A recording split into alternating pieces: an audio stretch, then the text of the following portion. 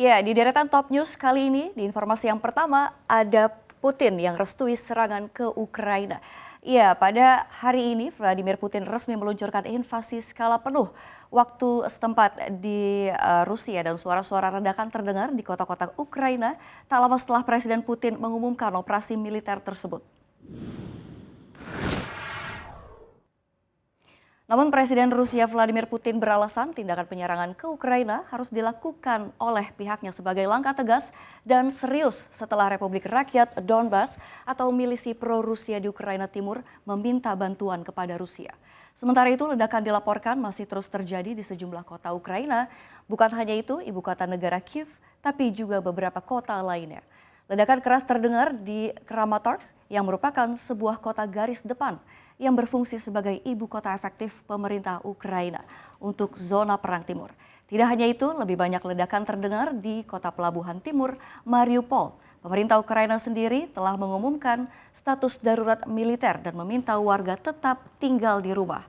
Dalam keterangannya, Presiden Ukraina Volodymyr Zelensky menyebut Rusia menyerang infrastruktur militer Ukraina.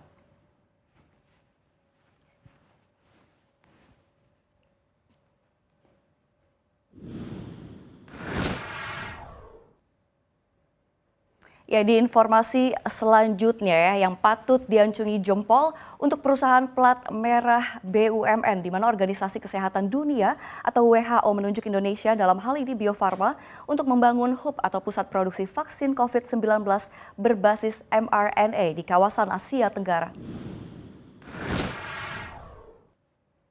Ya, program pembangunan hub vaksin berbasis mRNA ini sendiri di bawah inisiatif mRNA Vaccine Technology Transfer Hub.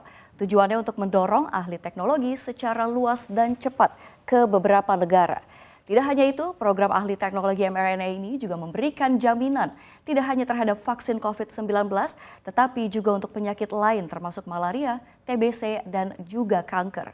Penunjukan Bio Farma sendiri karena BUMN memiliki kapasitas produksi mencapai 3,2 miliar, meliputi 14 jenis vaksin yang sudah diekspor ke lebih dari 150 negara.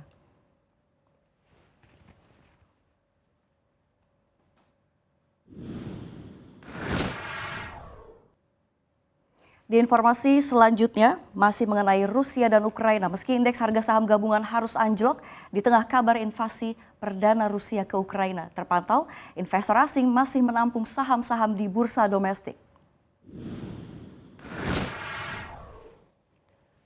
Mengutip data RTI, IHSG hari ini ditutup di zona merah dengan pelemahan 1,48% ke level 6.817.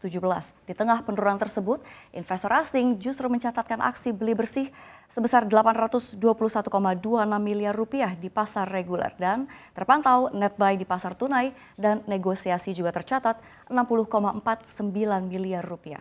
Penurunan IHSG terjadi setelah Rusia mengumumkan melakukan operasi militer ke Ukraina. Dilaporkan ledakan sudah terjadi di ibu kota Kiev beberapa menit setelah pernyataan Presiden Rusia Vladimir Putin mengumumkan operasi militer di Ukraina demi membela separatis di timur negeri. Yang sebelumnya kedua wilayah itu sudah diakui kemerdekaannya oleh Putin pada Senin lalu.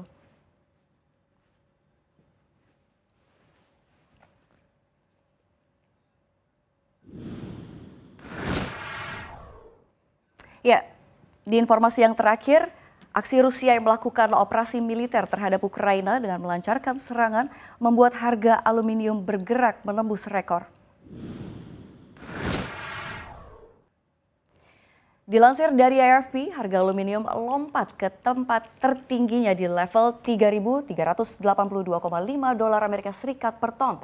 Ini melompati harga tertinggi di 3.380,15 dolar Amerika Serikat per ton pada Juli 2008 saat terjadi krisis keuangan dunia. Selain itu, serangan Rusia ke Ukraina pun membuat pasar keuangan dunia ikut rontok. Sementara harga komoditas seperti minyak mentah naik tinggi dan jenis Brent menembus 100 dolar Amerika Serikat per barrel untuk pertama kalinya sejak 2014. Seperti diketahui, Presiden Rusia Vladimir Putin menyatakan melakukan operasi militer terhadap Ukraina pada pagi ini. Diberitakan bahwa Rusia telah mengumpulkan pasukan di perbatasannya dengan Ukraina dengan sekitar 150.000 pasukan yang telah disiagakan oleh Putin.